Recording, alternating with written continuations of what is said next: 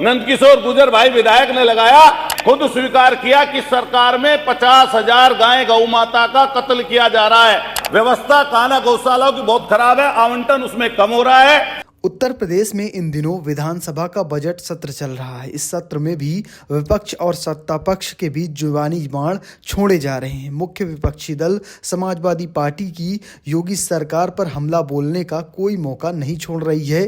तो इसी बीच समाजवादी पार्टी के विधायक अतुल प्रधान ने भाजपा पर एक गंभीर आरोप लगाया है। उन्होंने कहा कि भाजपा सरकार पर गौ हत्याएं हो रही हैं और उन्होंने नंदकिशोर गुर्जर का भी उदाहरण दिया है। चलिए आपको सुनवाते हैं अतुल प्रधान ने क्या कुछ कहा। मैं आपका धन्यवाद करता हूं कि आपने मुझे बोलने का अवसर दिया, क्योंकि नगर विकास का अर्थ ही है कि भाई नगरों का विकास, क्योंकि प्रदेश 25 करोड़ की आबादी का प्रदेश है और इस समय बहुत तेजी से गांवों से शहरों की तरफ पलायन कर रहे हैं लोग, और उसी तरीके से व्यवस्था हम सब लोगों को बनानी पड़ेगी। मैं मान्यवर, क्योंकि समय कम है बहुत, मैं एक दो चीज़ों पर माननीय मंत्री जी का जो है ध्यान आकर्षित करना चाहता हूं। आजकल नगर पालिका, नगर पंचायतों में स्थिति ये हो रही है कि सीमा विस्तार के नाम पर जहां जहां आपने सीमा विस्तार किया वो तो कर दिया, लेकिन कई जगह लोग बोर्ड डाल चुके, बोर्ड डालते रहते हैं। जैसे हमारे सरदना में ही बोर्ड 3 बार डाल चुके, वहां पर पहले विकास कार्य भी हो चुका माननीय मंत्री जी, और लेकिन अब उनको कह दिया गया कि आपके यहाँ पर विकास कार्य नहीं होगा। तो इस तरह की व्यवस्था पूरे प्रदेश भर में जगह जगह पर दिक्कतें आ रही हैं। दूसरे नंबर पर जो स्वयं प्रणाली का निर्धारण हुआ है हमारे खुद के सरदना में और पूरे आपके मेरठ में, आप पता करिए, पूरे प्रदेश में पता करिए, इससे या तो जानकारी का कुछ अभाव है या जिस तरीके से इसको लागू करने की बात की जा रही है वो लोगों में भय व्याप्त है। हमारे यहाँ पर 4 दिन तक धरना चला, 25 के 25 पार्षद हमारे यहाँ सरदने में धरने पर बैठे रहे और धरने पर बैठकर उन्होंने कई बार ये बात कही, क्योंकि जनता की तरफ से बात आ रही थी और कर्मचारी लोग मान्यवर फीता लेकर पहुंच गए लोगों के घरों पर नपाई करने। तो इसको आप दिखवा लें, अपनी तरफ से ऐसा कोई निर्धारण कर दें कि जिससे वो सही तरीके से लोगों तक वो बात पहुंच जाए। और ये जो टैक्स बढ़ाने आप जा रहे हैं, जनता पहले से ही महंगाई की मार है, परेशानी दिक्कत में है, इसको देखकर आप इसको जरूर समझ लें कि कितनी परेशानी और दिक्कत में है।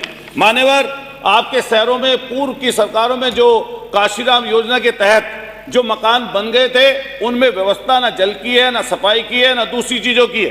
क्योंकि वो मलिन बस्तियों में आते हैं, वहां पर गरीब गुरबा लोग रहते हैं। मान्यवर, उसको देख लीजिए, कई जगह भवन बने खड़े हैं, आपका सरकार का पैसा लगा खड़ा है वहां पर, लेकिन क्योंकि वहां पर दलित, पिछड़े, शोषित, वंचित समाज के लोग रहते हैं, वहां पर दिक्कत बहुत है। मान्यवर, इसके साथ साथ मैं एक चीज का और ध्यान आकर्षित आपके लिए करना चाहता हूं कि हमारा जैसे मेरठ है, बड़ा नगर है, कूड़े के बड़े बड़े ढेर लगे हुए हैं, लेकिन परेशानी और दिक्कत में लोग हैं।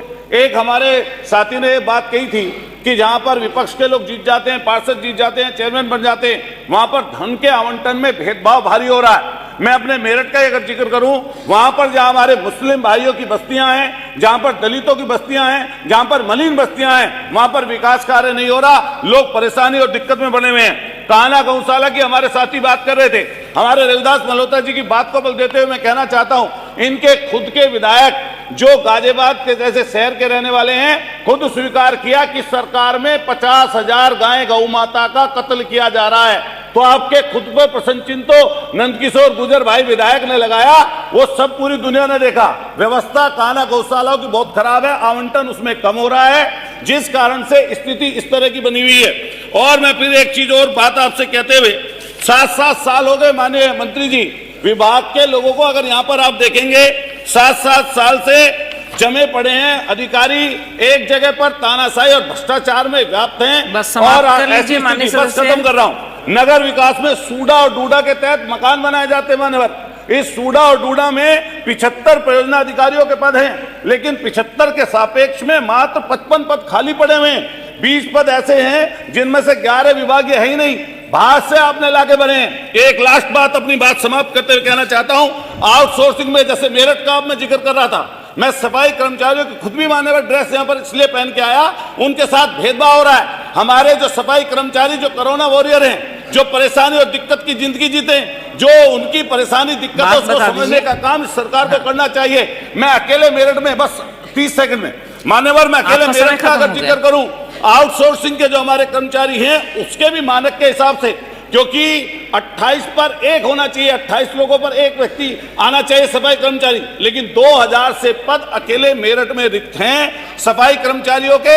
मैं आपसे मान्यवर आपके माध्यम से अनुरोध करना चाहता हूं कि सफाई कर्मचारियों के 45,000 से ज्यादा पद रिक्त हैं, उनकी नियुक्तियां कद माननीय मंत्री जी करेंगे, अपने भाषण में जरूर बताएंगे। इसके साथ साथ अगर 45,000 की भी ना बात कर रहे हो तो संविदा उनकी, मान्यवर बस 10 सेकंड, संविदा बहाल उनकी कर दें, जिससे कम से कम उनको कुछ लाभ सफाई कर्मचारियों को हो जाए, वो बेचारे परेशानी और दिक्कत की जिंदगी जी रहे हैं। मैं आपसे अनुरोध करूंगा कि जो मैंने बातें कही है माननीय मंत्री जी, सरदना, लावड़, फलावदा, दोराला, धन्यवाद, बैठिए। मैं सरदने का अकेले जिक्र करके इनके बता रहा बाद हूं, विद्युत विभाग की चर्चा भी होगी, बहरा ऐसी सड़कों पर। मैं आपके माध्यम धन्यवाद आपका, धन्यवाद। विद्युत विभाग की चर्चा होगी सारे विधायकों की तरफ से। विधायकों के नाम अंकित करने का प्रावधान है, यहां से पीठ से कहा गया मान्यवर, लेकिन विधायकों के नाम अगर कहीं पर कोई अंकित भी करता है तो दूरबीन से भी नहीं देख सकते आप। अच्छा। विधायकों के नाम विकास योजना में अंकित किए जाएं, जो आपके स्टेट का पैसा लगता है, माननीय अध्यक्ष जी भी इसका समर्थन करेंगे, जो पैसा सरकार की तरफ से लगता है उसमें हम सब विधायकों के नाम शिलापट पर होंगे। बैठिए। फिलहाल आप कैसे देखते हैं पूरी खबर को कमेंट बॉक्स में लिखिएगा और पेज को फॉलो करना, चैनल को सब्सक्राइब करना बिल्कुल मत भूलिएगा। धन्यवाद।